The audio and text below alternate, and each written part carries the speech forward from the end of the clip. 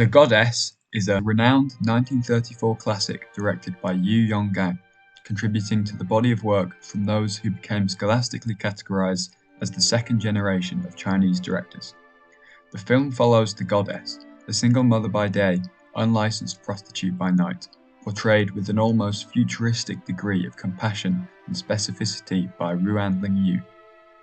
Things begin to go from bad to worse for her when, working one evening, a policeman looking to leverage his position and take advantage of her chases her into the grasp of a despotic gambling addict portrayed by Gigi Zhang, entitled The Boss.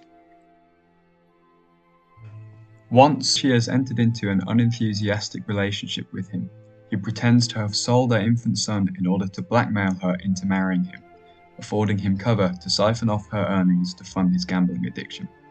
So, the Goddess begins hiding the money she makes, using her savings to send her son to school, with the hope that acquiring an education will allow him to escape from their situation. This arrangement proceeds without issue for a time, until some of the other parents at the school discover her occupation, which leads to the school board expelling him over the alleged damage his enrollment may do to the school's reputation. This plays out in spite of the efforts of the sympathetic school principal. The Goddess decides that she and her son will leave Shanghai in pursuit of a fresh start, but her scheme is thwarted by the boss, who had quietly discovered her savings and exhausted them in the gambling house. This leads the Goddess to strike the boss out of anger, accidentally killing him. This is a turn which lands her in jail, where the school's principal meets her and promises to raise her son. Here, the plot of the film ends, with the Goddess left imprisoned in her cell. Concerned with themes like social and economic subjugation, exploitation, and representations of working-class ontologies, Yonggang's film fits neatly into the social realist tendency which categorizes the films of the Chinese second generation. With this video, I want to explore how Yonggang constructs and connects many of his frames to create a sense that these characters are entrapped and isolated by the social institutions, behaviors, and ideologies which characterize the society depicted in the film. And though, as we'll see, it's a grim picture that he paints, I think he also looks to sketch out a way that working people might transcend their social entrapment and isolation through the enactment of humanistic compassion instead of carrying on along the well-trodden paths of prejudice and selfishness. The film opens with a wide shot depicting the urban environment of early 20th century Shanghai, characterized by a metallic tapestry of telephone poles, wires, and guardrails. As the opening shot, this is the first piece of visual information we get about the world of this film. It is intended to provide an immediate foundation of knowledge for the audience so that they can contextualize and understand the events of the story. And the essential imagery which Yonggang chooses for this moment bears a striking resemblance to a sprawl of caging and fence work, reaching out in all directions as if to leave no one unencumbered. The effect this has is informed by the fact that the camera is embedded within the urban environment it captures the image of. The camera isn't far away from the city, it's inside of it. All of this communicates a number of things to the audience. It tells us that this is a story concerned with the lives of average urban citizens, people who are themselves deeply embedded within the social environment, and that these people's lives are characterized by some form or forms of entrapment, imprisonment, or enslavement. First, let's explore how Yonggang portrays the Goddess herself as entrapped by the patriarchy, by her occupation, by her poor financial standing, and by her feelings of isolation and loneliness. The first time we see her, she is alone with her baby before going out to work. She is wearing a dress which has a design that evokes the theme of imprisonment, with a similar pattern to that of the opening shot.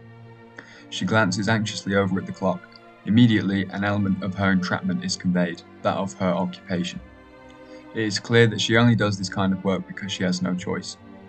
Out on the street, she is pursued by policemen seemingly looking to take advantage of her. From this, we understand that public institutions like the police can function to subjugate working class people and women, people like the Goddess, rather than serving them. This component of social subjugation is emphasized with this frame, showing people running from the police through the spokes of a wheel, as if imprisoned behind it. And when she comes across the boss, the policeman takes heed of his dismissal, despite the boss being at least a known troublemaker. An abusive alliance among these men is conveyed, leaving the Goddess without escape from the subjugation she is subject to as a woman. There is the narrative line, From then on, the boss treated her as his own private property, as well as this shot, which both drive home the fact that she is held captive, imprisoned by the boss, in her capacity as an individual and as a woman. In this scene, we get a medium shot of the goddess's neighbour standing with her side to the camera and facing the goddess, trying to speak to her supportively, vying for her attention. But the goddess is distant and unreachable, alone in her thoughts as she looks off vaguely in the direction of the camera, though notably not directly towards it. The cinematography in this scene communicates the isolation and loneliness which characterise the goddess's internal world. She can't be reached by her neighbours pleased, and she looks towards the audience, but it's as if we were present yet invisible to her. We understand that she is stranded, entrapped on the island of her internal world, and left without support from any corner of society. There are also a number of close-up shots throughout the film, capturing only the goddess's face in the frame, which similarly portray her isolation. But it's not just the goddess in a position of entrapment or enslavement. Yongang also depicts the boss as being subject to related damaging social structures. In this scene at the gambling house, he is framed as if imprisoned behind the wooden bars in the foreground. Yongang is communicating to the audience that the boss is a slave to his gambling addiction. And in this shot, the boss stands alone, framed by the bars of a window before looking wistfully out, thoughts consumed with images of the goddess. The imagery of the window frame communicates another element of his imprisonment, the sense of loneliness and isolation, which, in fact, he shares with the goddess. The film also explores entrapment with reference to education as an institution which serves a social function. Standing outside the school, Yongang positions the goddess on the near side of the gate, employing the imagery of a jail cell once again. Here, Yongang is representing education as a great divider between the financially imprisoned lower classes and the better off. The goddess peers through the gates into the school, never passing into that place which promised an escape from the destitution which has defined her life and forced her into prostitution. Mirroring this in The Boss, it is implied by the line, "I can't read but I made it this far," that his enslavement to his gambling addiction is derived from that same financial disadvantage which barred him from an education too. This reading is supported further when the goddess returns to collect her son from school, and the framing has moved rightward to show that the door beside the gate is now open for him. The fact that she still always remains on the near side of the gate illustrates that by enrolling in the school, her son has gained access to an escape that was unavailable to her. So, if Yongang is depicting education as a great divider between the haves and have-nots as a means of escape from financial or gendered subjugation, what is represented by the son's schoolyard assailants, their mothers, and the board on the one hand, and the school principal on the other? The son is accosted in the playground because of his mother's occupation. At the talent show, the other mothers sit around her gossiping, and it all leads to the school board expelling her son from the school out of fear that his enrolment is damaging their reputation.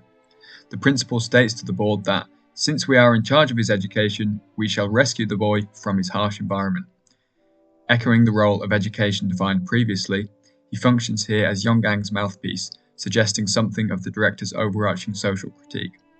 It has been established that the characters in the film are imprisoned, subjugated, isolated, etc. But Yongang wants to suggest that there are two ways people can respond to this.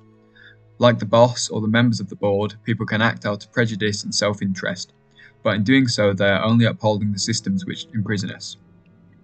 See the arrangement of the characters in the talent show crowd, all sat together in the same place under the same circumstances.